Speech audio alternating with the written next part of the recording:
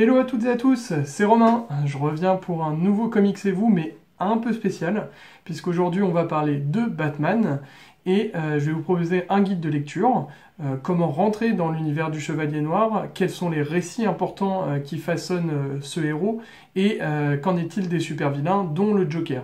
Donc je vous propose tout de suite de rentrer dans l'univers de Gotham City, et de me suivre dans ce guide de lecture. Alors, c'est une année un peu spéciale pour le Chevalier Noir, puisqu'il fête cette année ses 80 ans.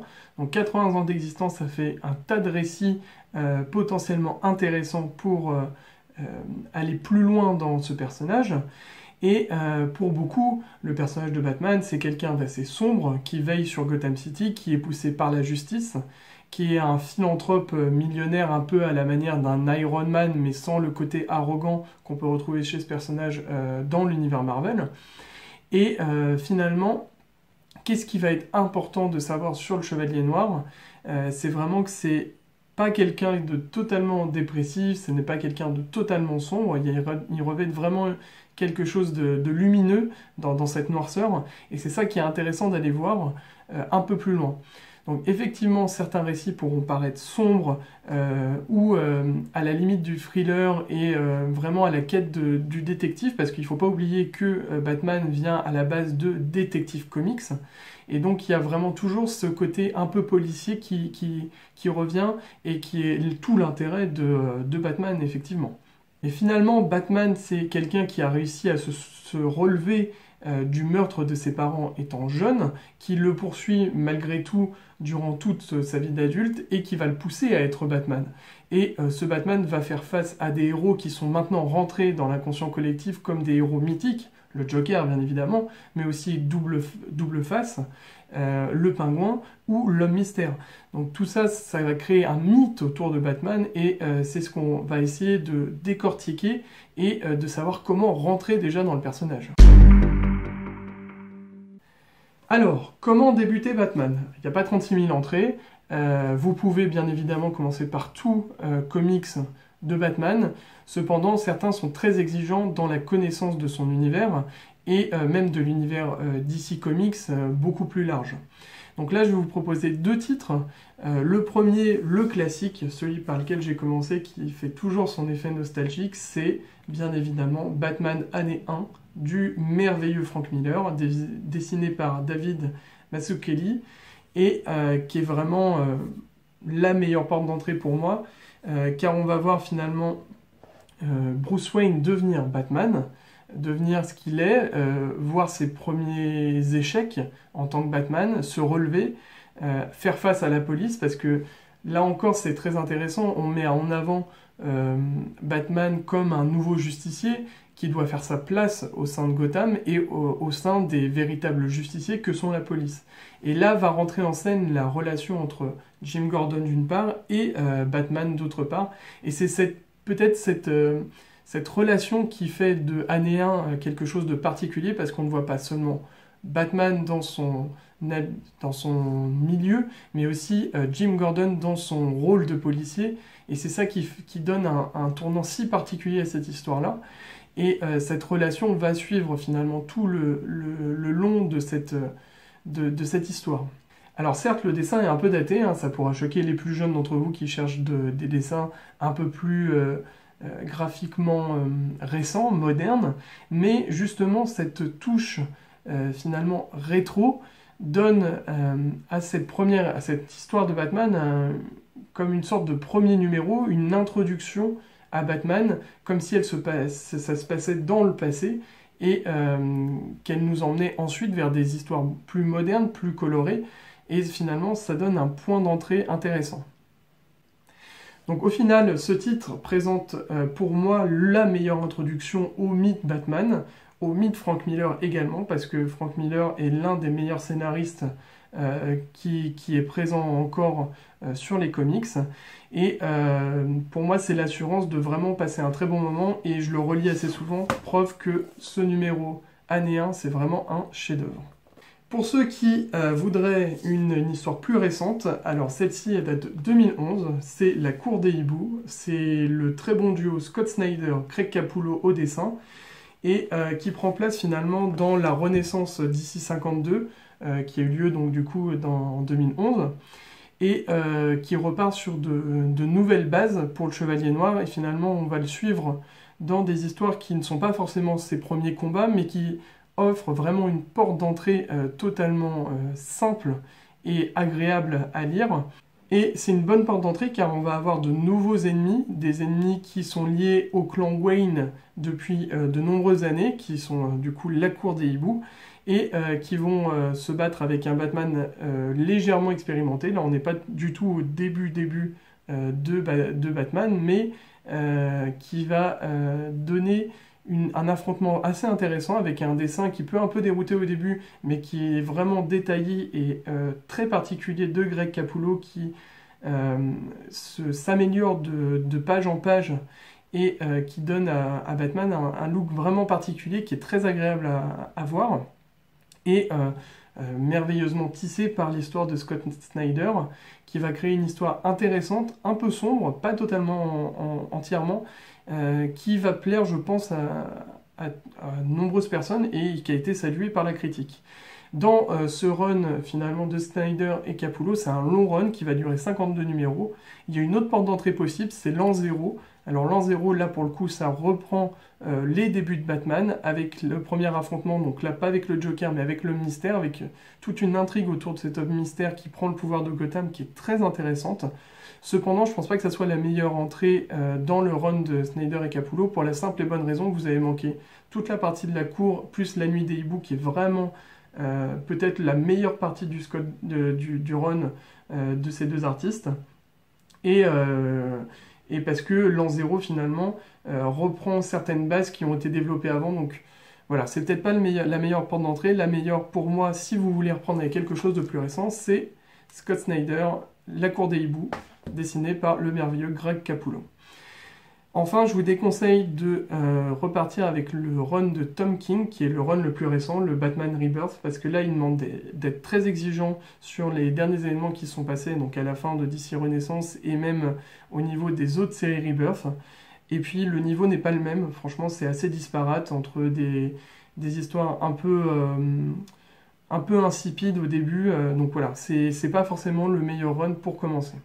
Donc là, vous savez tout, vous avez commencé, Batman vous plaît, comment lire les meilleurs récits après? On va voir ça tout de suite ensemble. Alors, dans les récits qu'il ne faut pas louper, pour alléger la critique, je vais en retenir que 4. Et parmi ces 4-là, je vais commencer tout de suite par mon préféré, vraiment de loin. C'est un long Halloween. Alors ça, c'est le duo mythique Jeph Loeb-Tim Sale. Donc Tim Sale au dessin, Jeph Loeb à l'écriture. Alors pour moi, il regroupe tout ce qui fait Batman. Donc la recherche de justice, le côté détective, l'avènement d'un des grands méchants de Batman, tout est réuni avec une série de meurtres qui va s'étaler en fait sur chaque jour férié, chaque date importante de l'année, où il va être commis un meurtre. Et l'essentiel est de découvrir qui est ce meurtrier finalement, et est entrelacé dans cette histoire des questions de mafia, parce que comme vous le savez, comme si vous l'avez vu dans la trilogie de Christopher Nolan, la mafia est importante à Gotham City, notamment via le méchant Maroni, par exemple, et des questions de mafia vont s'entrelacer en même temps dans l'intrigue du meurtrier, et finalement tout ça est réuni pour créer une ambiance vraiment un peu sombre, même très sombre peut-être dans certains moments, mais qui est à l'instar d'un très bon polar finalement. Et c'est très intéressant à lire, très intéressant à regarder, parce que le dessin de Tim Sale colle parfaitement à l'intrigue que veut Jeph Loeb. Ces côtés d'ombre vraiment projetés, des couleurs bleues qui sont pas sans rappeler des moments de films de polar policiers des années 60-70. Voilà, c'est autant d'images qui sont très intéressantes à voir, et c'est quand même une histoire qui va s'étaler donc avec un long Halloween, et qui aura une suite avec Amère Victoire derrière, qui est aussi du même duo, et qui est très intéressant à lire. Donc ça, vraiment, allez-y les yeux fermés, c'est l'un des meilleurs runs de Batman, ça a été produit à la fin des années 90, si je vous dis pas de bêtises, et c'est vraiment un must-have, il n'y a pas à dire, c'est top. Ensuite, on va continuer toujours par Jeff Loeb à l'histoire. Donc là, Jeff Loeb, c'est vraiment un très bon scénariste, mais au dessin, on retrouve le talentueux Jim Lee. Et quand je dis talentueux, je pèse mes mots, car il est vraiment très bon. Pour ceux qui ne connaissent pas Jim Lee, il a travaillé sur les X-Men dans les années 90, et du coup sur Batman Silence, qui est vraiment très bien. Donc ce Batman Silence regroupe pas mal de choses. La première, c'est la véritable union qui va se créer entre Catwoman et Batman. Ils vont faire équipe ensemble, et un véritable lien amoureux secret. C'est très bien amené de la part de Jeff Loeb, et c'est peut-être la meilleure histoire qui est faite avec récemment À la vie à la mort de Tom King, où on voit une relation entre Catwoman et Batman aussi forte et aussi éclatante. Il va aussi y avoir dans ce Batman Hush un voyage à Metropolis et un affrontement avec Superman, et rien que pour ça, franchement, ça vaut le détour, parce que le dessin de Jim Lee sur les deux est magnifique. Et l'apparition finale de ce nouveau personnage, Silence, ou Hush en anglais, et qui va réserver quelques surprises. Et juste pour la fin, je trouvais ça aussi intéressant. Donc c'est une véritable enquête en filigrane qui va se créer, avec du coup la relation avec Catwoman, le voyage à Metropolis, la révélation finale. Tout ça crée une histoire bien amenée, très bien construite, qui est indispensable à lire si vous aimez le Chevalier Noir. Et pour le dessin de Jim Lee, qui est vraiment merveilleux, avec des personnages musclés, mais pas trop, qui sont vraiment avec un port de tête très haut, qui donne une impression de force, d'éclat, et surtout un dynamisme important, toujours aller de l'avant dans ce qu'il a pu dessiner. Et vraiment, pour ça, c'est un chef-d'œuvre à regarder. Et à la manière d'un Superman Unchained qu'il avait aussi réalisé. Donc pour le dessin, pour l'histoire, c'est un immanquable si vous souhaitez aller plus loin chez Batman. Le troisième récit, alors c'est pas un récit particulier, c'est tout un run dessiné par une personne, par Jim Aparo. Alors, dans les années 70, parce que là on va faire un petit bond en arrière, on va passer dans les années 70. Dans les années 70, il y a le grand Neal Adams. Neal Adams qui aura travaillé sur les X-Men, sur Batman, et quand son travail sur Batman avec l'apparition du Man-Bat, par exemple, et ses dessins révolutionnaires à une époque où Batman était en perte de vitesse au début des années 70, résonnent encore comme un chef-d'œuvre et un véritable tour de force dans l'industrie du comics. Pour autant, je voulais pas rester sur Neal Adams, parce que Neal Adams, c'est très très bien, mais je préfère largement le dessin de Jim Aparo. Et ces détails qu'il fait dans du Chevalier Noir, qui sont vraiment très spécifiques de Jim Aparo. Finalement, la spécificité de cet homme-là dans son dessin, c'est de rendre Batman humain. C'est assez marrant, parce que ça serait un peu paradoxal, nous on voudrait le voir Batman comme un super-héros, mais là il s'attarde en fait à rendre graphiquement un Batman qui émet des émotions, qui est humain, qui est proche des autres, et qui prend à cœur son rôle de policier. Et c'est en ça que Jim Aparo se distingue des autres dessinateurs sur Batman, en rendant ce Batman plus proche de nous et plus facile à s'identifier au personnage. Et dans ce Batman, dans ce tome 1 qui regroupe les dessins de Jim Aparo, les intrigues sont surtout contenues dans The Brave and the Bold, qui sont écrits pour la plupart par Dennis O'Neil, et où Batman va faire équipe avec des guests de l'univers DC Comics. Et en fait, ce sont des bouts d'histoires comme ça, mais chaque histoire, finalement, est tracée comme une intrigue policière, un peu comme si vous regardiez une série, et que chaque épisode est indépendant, avec une enquête à la clé dans chaque épisode, et chaque épisode, vraiment, est intéressant à lire. Et c'est en ça que ce livre de Jim Aparo, écrit pour la plupart avec Dennis O'Neil, a son importance, et que je trouve qu'il a sa place dans les 4 récits qui ont fait Batman, et qui créent le mythe Batman. Et comment ne pas finir ces 4 récits par le merveilleux et non moins célèbre The Dark Knight Returns. Donc pourquoi célèbre par rapport aux autres récits que je vous ai cités?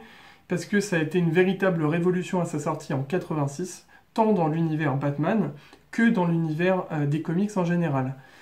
Très peu de temps avant est sorti le fabuleux Watchmen, qui lui aussi était une révolution dans le sens où il arrivait à mêler des idées qui dépassaient les comics, qui arrivaient à vraiment toucher un plus large public, tant au niveau politique que philosophique dans son approche.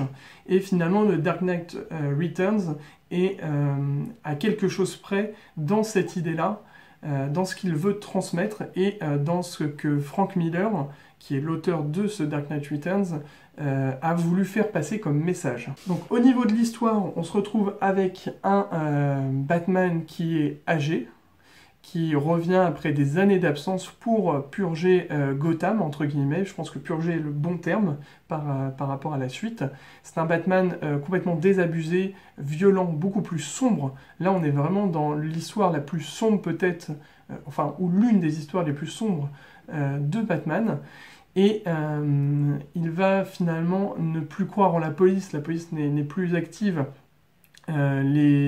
Et être beaucoup plus violent, un peu comme le Batman qui avait essayé d'être fait dans le film Batman-Superman. Et voilà, c'est un Batman très hargneux finalement qu'on va retrouver. Et c'est un Batman qui va rentrer dans un contexte un peu particulier où la police, face à son échec, a créé une véritable dictature pour gérer la population. Et dans un contexte où la trame de la guerre froide est toujours en arrière-plan, un peu comme il a été fait dans Watchmen. Et c'est un Batman qui est vieillissant, certes, vraiment très violent, mais aussi mortel. Et c'est en ça qu'il le rend beaucoup plus humain, et même peut-être trop humain, parce qu'on va aller dans les recoins les plus sombres de sa psyché, aller voir qu'en fait, ce Batman-là, pourquoi il revient après autant d'années, c'est que l'espoir qu'il inspirait 30 ans avant n'a pas pris. L'homme est mauvais par essence, c'est ça que veut nous dire Frank Miller, et que Batman n'est qu'un homme, il est aussi mauvais parce qu'il n'a pas réussi à surmonter l'échec, c'est limite pathologique, et il revient encore plus sombre parce qu'il veut réussir à tout prix à surmonter cet échec, et à montrer que les hommes ont tort, entre guillemets. Et il y a un affrontement assez particulier, là encore avec Superman, pardon, parce que c'est le combat finalement entre Superman, l'homme finalement extraterrestre, l'immortel, le positif avant tout, face à l'homme dans sa définition la plus charnelle et la plus humaine, avec son côté négatif et mortel. Et c'est ce combat-là qui est vraiment peut-être le point d'orgue de ce récit, qui va faire monter ce récit au niveau titanesque que l'on attend d'un récit de Batman. Et c'est en ce point-là que vraiment il faut lire ce Batman Dark Knight Returns. Le tout est dessiné par le très bon Klaus Johnson, qui rend vraiment encore plus vivant cette histoire. Et ce qui est important, c'est le tour de force que Frank Miller a réussi à faire avec cette histoire, qu'on y adhère, qu'on n'y adhère pas, qu'on adhère finalement aux idées que Frank Miller a mis en avant. Cependant, on ne pourra pas rester indifférent devant ce récit, et tout ce qui ne nous laisse pas indifférents doit être lu.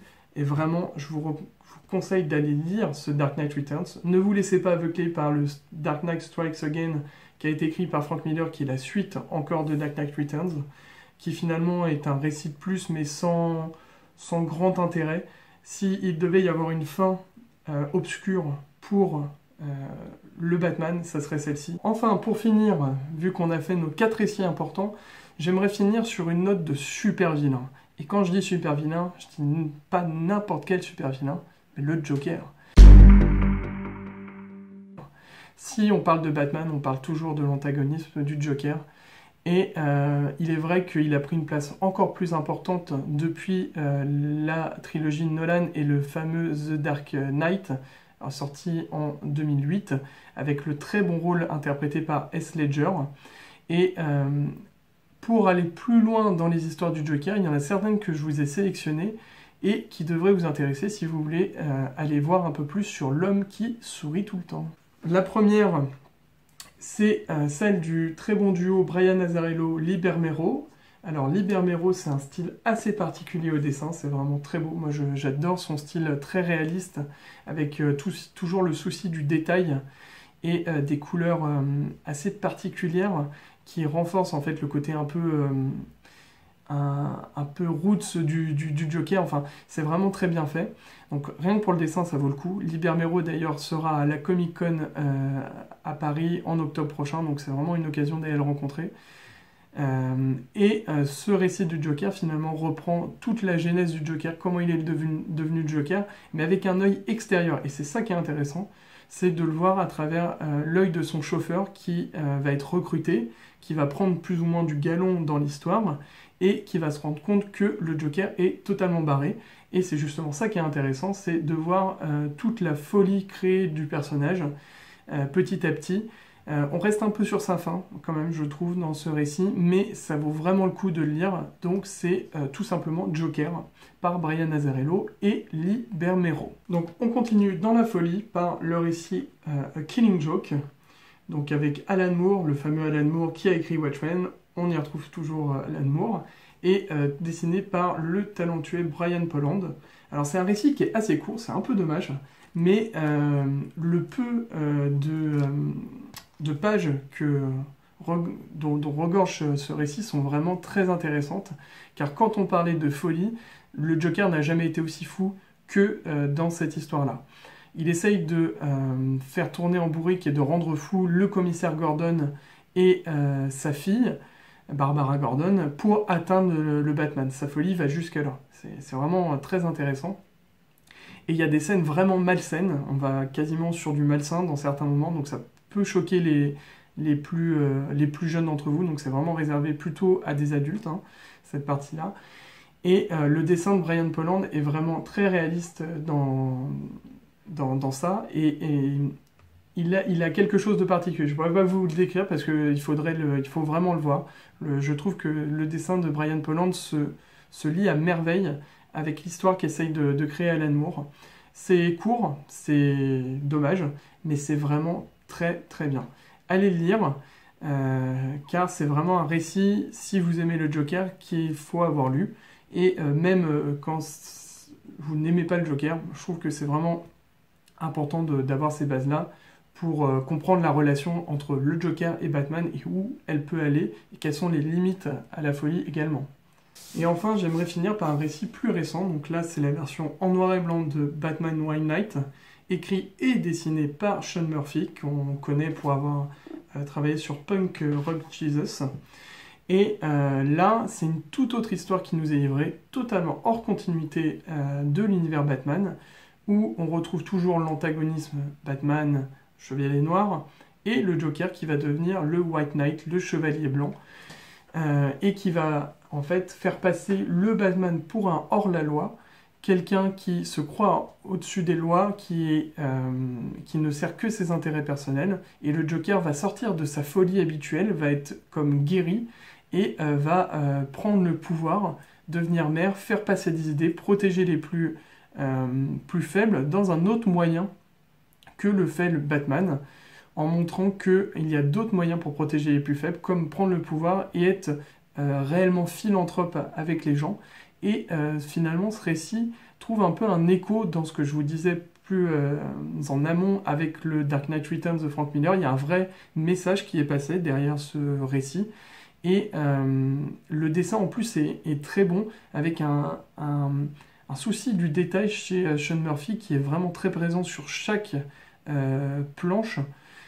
Et c'est en ça que ce récit prend une tournure particulière.